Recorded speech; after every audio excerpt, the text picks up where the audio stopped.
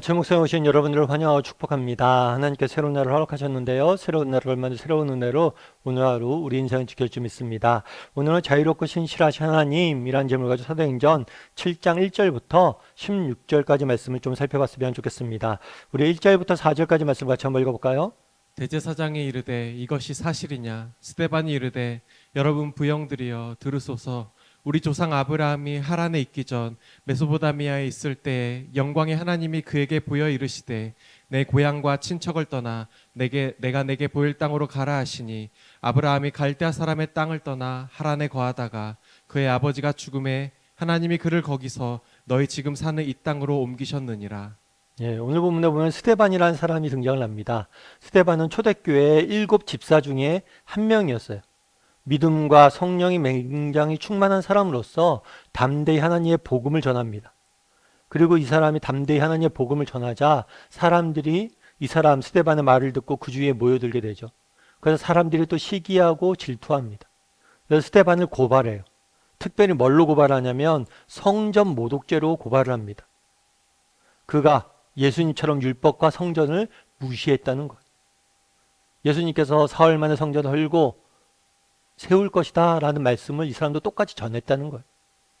그러자 대제사장이 묻는 거예요. 이것이 사실이냐? 네가 성전을 정말 모독했느냐? 라고 묻는 거예요. 그러자 스데반이 무슨 이야기를 하냐면 아브라함에 대한 이야기를 합니다. 아브라함에 대해서 뭐라고 소개하고 있어요? 우리 조상.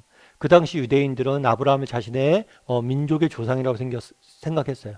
뿐만 아니라 단순히 민족의 조상이라고 생각했을 뿐만 아니라 믿음의 조상이라고 생각을 했어요.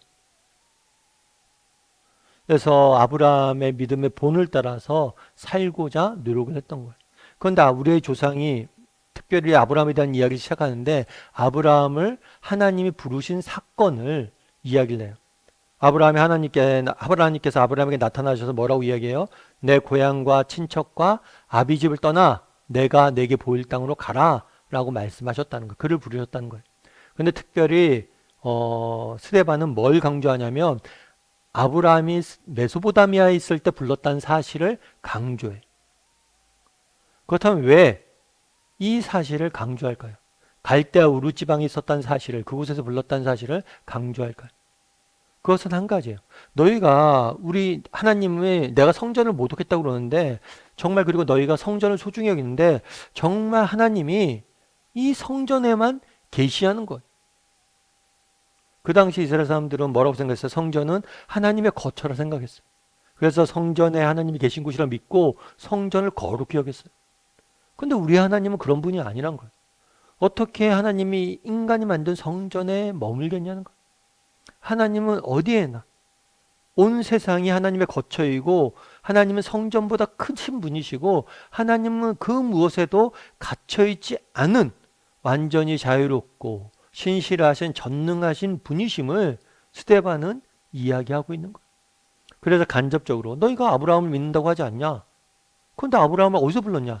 메소포타미아에서 부르지 않았냐? 그 땅에도 하나님이 계시지 않았냐? 왜 성전에만 하나님이 계시다고 생각하느냐? 온 세상이 하나님의 거처고 하나님은 성전에 갇혀 있는 분이 아니시다. 하나님은 스스로 정말 하나님의 사역을 전할 때 하나님의 일을 할 때 성전을 벗어나서도 하나님은 일하시는 분이심을 이 표현을 통해서 보여주고 있는 거예요. 그럼 우리는 어떠냐는 거예요. 우리 역시 그 당시 유대인들이 정말 범한 잘못을 범하고 있지 않냐는 거예요. 유대인처럼 하나님을 성전에 가두고 있지는 않는지 점검해 봐야 돼요. 목사님 저희는 성전도 없고 성전에 하나님이 계신다라고 생각도 안 하는데요. 아니요. 우리도 똑같은 실수를 할 수 있어요. 어떻게 해요? 하나님은 교회에만 계시지. 우리가 살아가는 세상 속에 하나님은 계시지 않아. 하나님은 교회에서나 계시고 성경은 교회에서나 적용되는 법이야. 세상에 법칙이 있어. 정글엔 정글의 법칙이 있어. 세상 속에 살려면 하나님 믿음만 갖고는 안 돼. 하나님에 대해서만 배워서는 안 돼. 세상은 어쩌면 하나님이 영향력을 영향력을 미치지 못하는 영역이라고 생각하고 있진 않은지 점검을 해봐야 돼. 여러분 자녀 교육은 어떻습니까? 세상이 말하는 논리와 지식과 세상이 말하는 좋은 대학교 보내는 것, 그것에 우리가 집중하고 있지 않냐는 것. 근데 성경은 뭐라고 그래요? 그거보다 더 중요한 게 믿음을 가리키는 거다. 정말 믿음으로 말씀으로 자녀를 양육하는 일을 정말 세상 지식을 얻고 정말 좋은 대학에 가는 것보다 더 열심을 내냐는 거. 직장 내에서는 어때? 정말 우리가 하나님을 교회 안에 계신 분으로 가두어 두고 있지 않냐는 거. 우리가 살아가는 세상 속에 여전히 하나님이 다스리고 계시고 정말 자녀 양육이나 직장 일이나 이 모든 것에 하나님이 살아계시고 그 모든 것에서 믿음을 지키는 가장 중요한 이름을 우리가 믿고 그것들을 게을리하지 않고 노력하고 있냐는 거. 여러분 아브라함 링컨이라는 분을 아마 아실 거예요. 이 아브라함 링컨 같은 미국 대통령 중에서 가장 사랑받는 대통령 중에 한 분이에요. 그래서 뭐 갤럽이나 이런 데서 가장 존경하는 미국 대통령에 대한 조사를 하면 거의 2번에 1번꼴로는 링컨이 뽑힌다고 그러더라고요. 그런데 링컨 같은 경우에는 굉장히 평탄한 인생을 살지만은 않았어요. 링컨 같은 경우에는 1809년 켄터키주에서 출생을 했습니다. 그런데 어린 나이에 8살 때 온 가족이 파산을 해요. 그리고 정말 9살 때 어머니가 사망을 하게 됩니다. 그리고 이제 장년이 되어서 이제 본격적으로 내가 사업을 시작을 하고 일하기 시작했는데 자신의 사업이 파산을 해요. 그리고 1832년에는 주위의 선거에서 낙선을 합니다. 33년에는 새로운 사업을 시작했는데 또 파산을 해요. 34년에는 약혼자가 사망을 하게 됩니다. 이로 인해서 신경쇠에 걸려서 입원을 하게 돼요.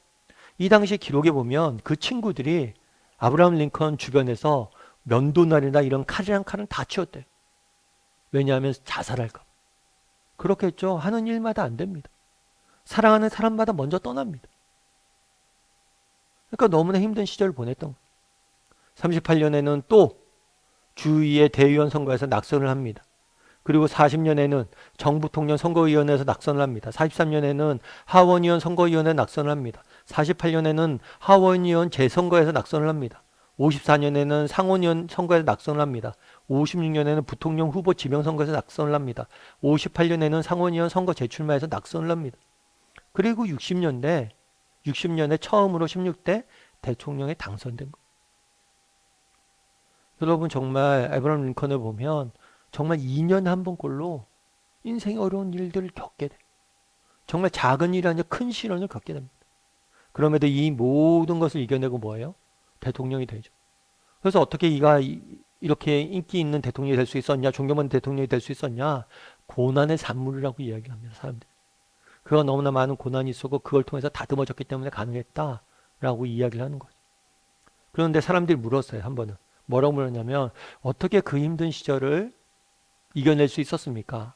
그랬을 때 이 아브라함 링컨이 뭐라고 했냐면 그거는 어머님이 남긴 유산 때문이었습니다. 라고 이야기를 해요. 아니 어머님이 남긴 유산이 뭡니까? 왜냐하면 어머님이 돌아가기 전에 이미 집이 망했어요. 파산을 했어요. 근데 뭐 남긴 유산이 뭡니까 그럼? 그랬을 때 어머니가 자기에게 링컨에게 마지막 남긴 유산은 뭐냐면 성경책이에요. 내가 너에게 줄 것이 없다. 돈도 없고 아무것도 없는데 이 성경책을 너에게 줬다. 이 성경책을 읽고 성경대로 살려고 노력을 해봐라. 그러면 하나님은 널 지킬 것이다. 그래서 어머님이 남긴 그 유산, 그것 때문에 내가 그 어려움들을 이겨낼 수 있고 오늘에 이르게 수 있다는 거예요. 여러분 그날에 이스라엘 백성들은 하나님은 성전에만 계시다고 생각했습니다. 우리는 어떠냐는 거예요. 하나님을 가두어 두고 있지 않아요. 이런 영역은 이것도 하나님도 안 돼. 이 영역은 정말 하나님이 다스리는 영역이 아니야. 이 영역은 하나님 방법은 안 되는 거예요. 정말 하나님을 교회 안으로 가두어 두고 있지 않냐는 거예요. 우리도.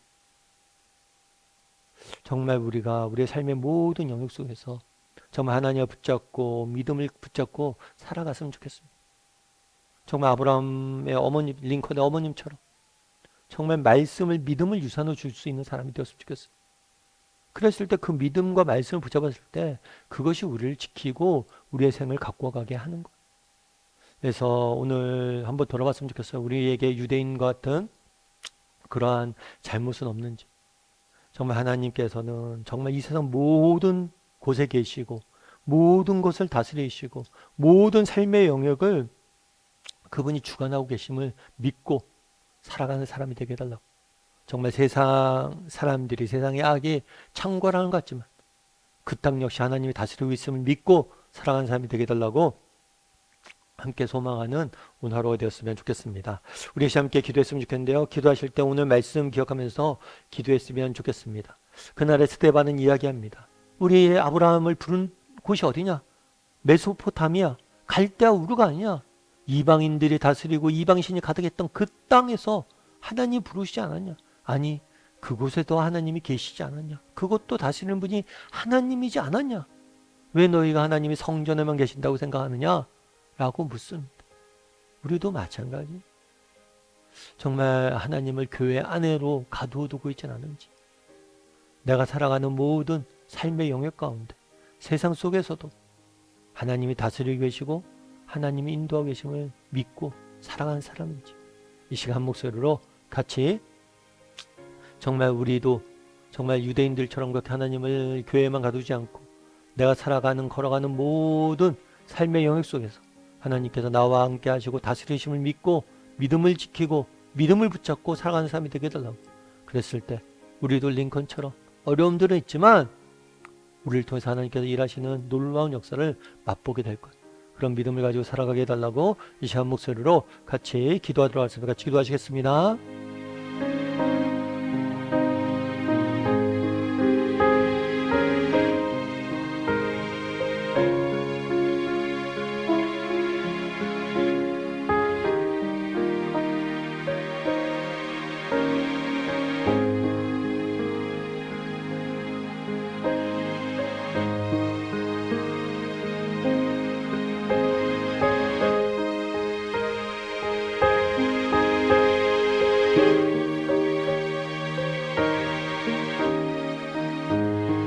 사랑의 하나님, 그날에 정말 스데반이 이야기합니다.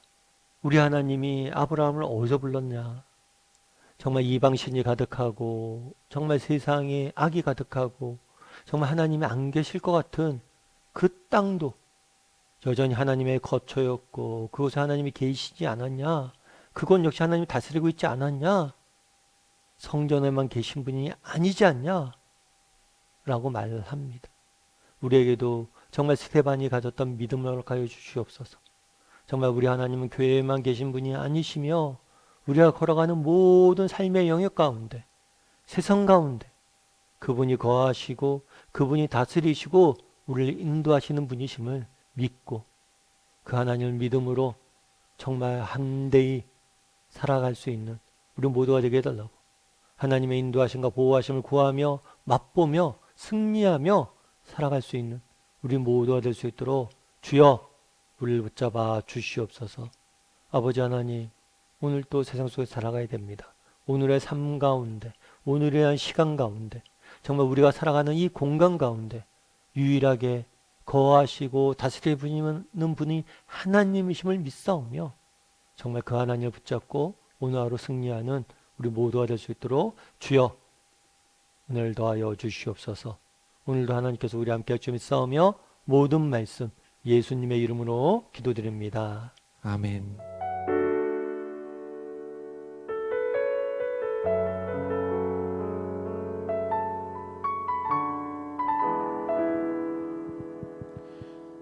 내게 허락하신 시련을 통해 나의 믿음 더욱 강하게 자라나고